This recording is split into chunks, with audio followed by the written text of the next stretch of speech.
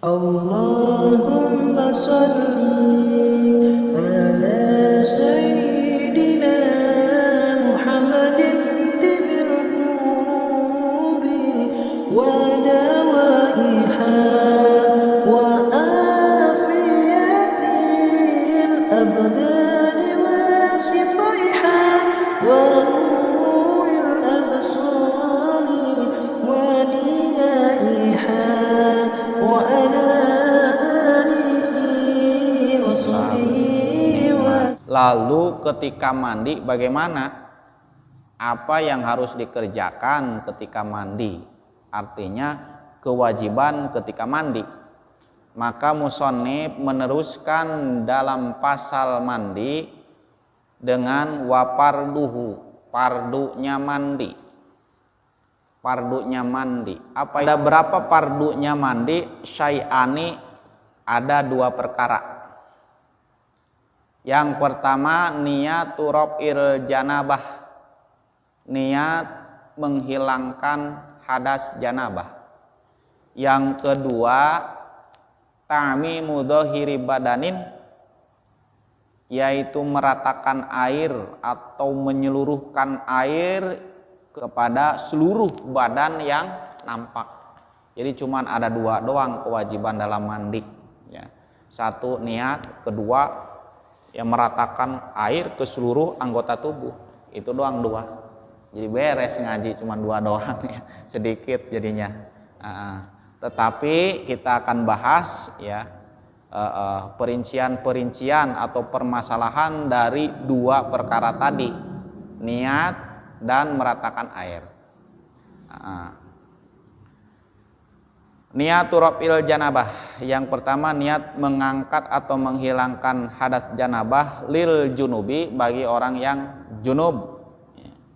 Siapa orang yang junub? Orang yang junub ini pertama yaitu adalah kemarin itu keluar sperma ya, atau tidak keluar sperma, dukhul hasapah, ilahnya hasapah, helm zakar, apalagi lebih ya, ke kelamin perempuan atau duburnya perempuan, meskipun enggak keluar sperma wajib mandi, maka dia mempunyai hadas janabah, maka dia mandinya harus niat menghilangkan hadas janabah. Awil haidi, atau niat menghilangkan hadas haid. Bagi siapa? Lil haidi, bagi perempuan yang haid. Bagaimana niatnya? Nawaitul ghusla tirofil hadasil akbari fardhu lillahi ta'ala, seperti itu. Seperti awil haidi tadi. Kalau haid berarti niat menghilangkan hadas haid ya. Bagi siapa? Bagi perempuan.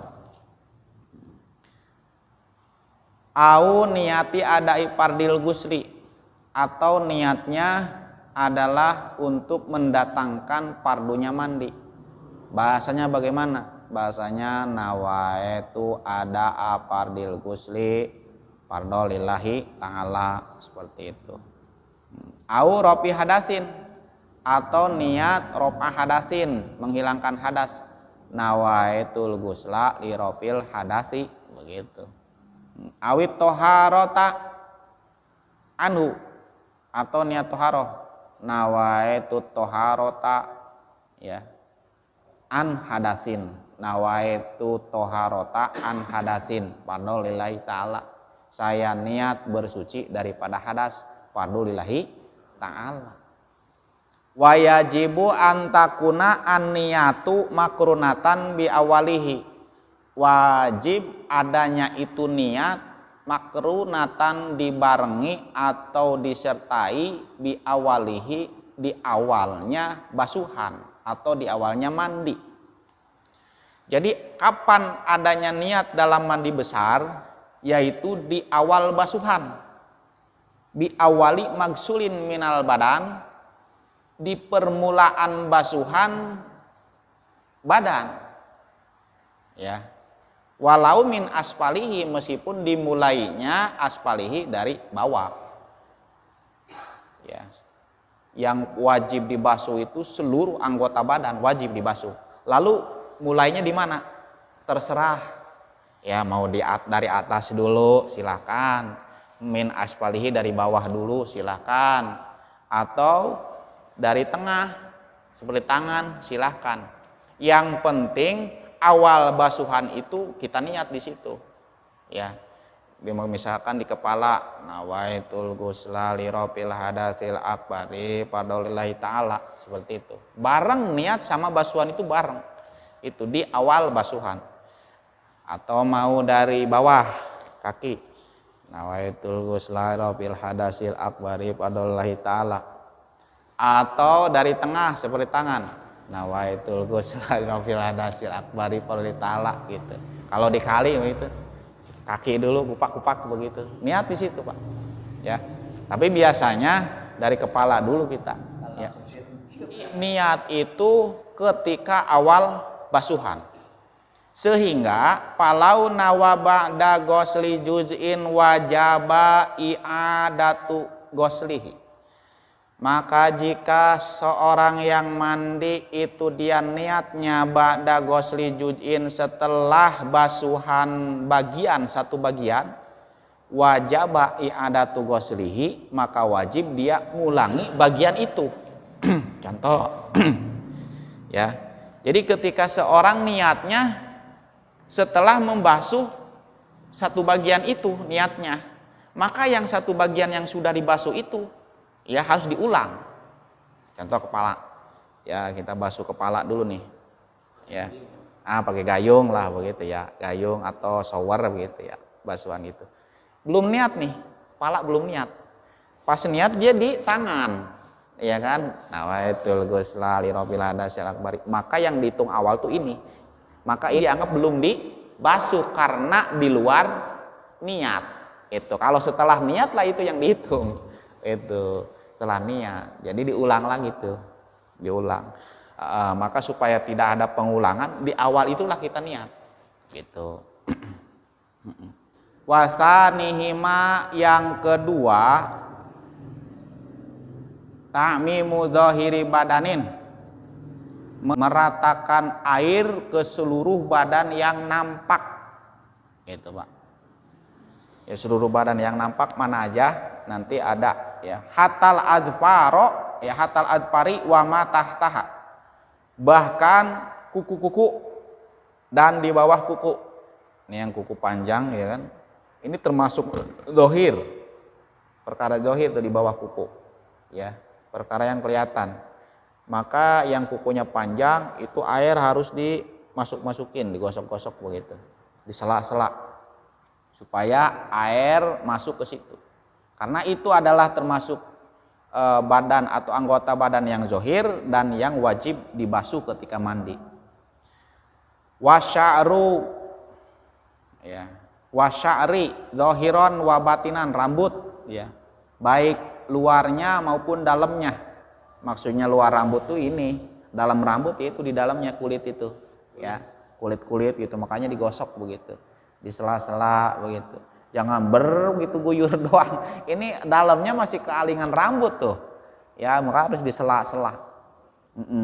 Ada yang bertanya mandi wajib kalau nggak pakai sampo sah gak? Ya sah gitu. Ya, kalau harus pakai sampo mah Nabi zaman dulu harus beli sampo gitu ya. Jadi bagaimana nggak pakai sampo pun sah mandi wajib itu, asal disela-sela begitu. Nah, kalau pakai sampo dulu, jangan niat. Ya, jangan ketika pakai sampo kita niat, tetap itu nggak dihitung. Sebab apa? Airnya mukhalid, bitohir, bercampur dengan perkara suci dan merubah air itu hukumnya suci tapi tidak mensucikan. Itu. Ya, jadi keramas dulu, baru niat. Itu. Atau mandi dulu, baru disampo begitu silahkan. Yang penting disampo sama niat jangan berbarengan. Wa ma doharo min nahwi man biti sya'rin wajalat qabla gosliha. Wa in kasupa, jadi itu rambut harus basah luar dan dalam, maksudnya dalam rambut itu kulit. Wa in kasupa, meskipun itu rambutnya tebal, kribo lah begitu ya, kribo ya, rambutnya banyak begitu. tetap luar dalamnya rambut seperti kulit itu harus kebasuh. Ya harus disela-sela seperti itu. Ya lumayan agak lamaan begitu. Makanya Sayyidina Ali itu selalu dibotak kepalanya, dipangkas gitu sampai dihabisin Sayyidina Ali mah. Itu dibotak terus. Kenapa sebabnya? Jadi enggak ribet mandi itu, enggak ribet. Kemudian juga itu si rambut kalau putus atau dicabut yang terpisah dari kepala itu harus dibasuh. Makanya itu harus dikumpulin, Pak. Seperti istri kita nyisir dalam keadaan janabah, dalam keadaan haid. Itu rambutnya yang copot ya, yang copot itu kumpulin. Nanti pas suci mandi dibasuh, itu wajib dibasuh gitu ya. Iya dibasuh juga, wajib dibasuh karena itu termasuk anggota badan yang dalam putusnya yang dalam keadaan haid gitu. Iya boleh. Kalau cuman kalau rontok dikumpulin gitu. Jadi rontoknya itu enggak dosa, cuman masalahnya yang rontok itu harus dibasuh nanti. Karena masih dalam keadaan tidak suci itu si rambut gitu. Ribet. Ini malahan dalam keadaan belum mandi ya kan, apa karena keluar sperma atau apa, dipangkas ke salon gitu. Waduh. Assalamualaikum. Waalaikumsalam. Apa? Saya mau pangkas rambut, Bang. Gaya apa? Gak bebas ya, modelnya model apa aja gitu. Cuman kumpulin ya rambut saya gitu. Kenapa emang? Saya belum mandi nih. Belum mandi, ntar mau dimandiin nih rambut saya gitu.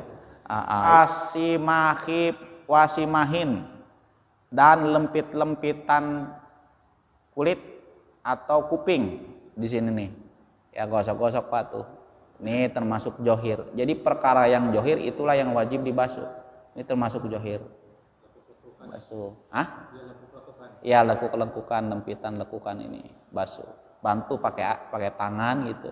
Itu bukan ber begitu doang. Ya ini masih kering, gasah mandinya. Ya. Waparji meroatin indah julusiha, kelaminnya perempuan ketika jongkok. Nah itu termasuk johir. Jadi kalau berdiri mah kelempit gitu.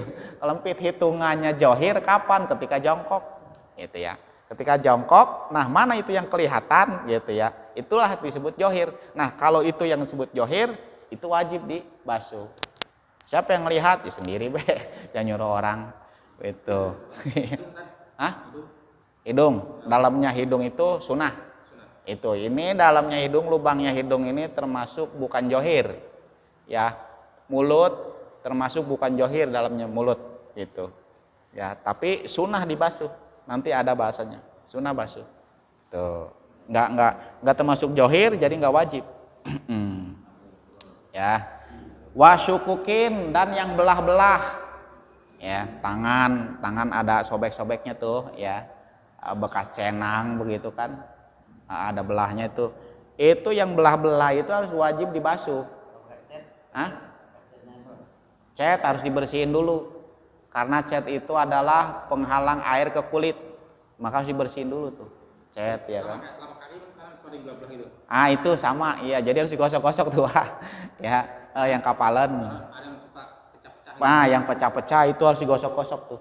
Biar airnya masuk ke dalam. Karena udah pecah, maka itu termasuk johir.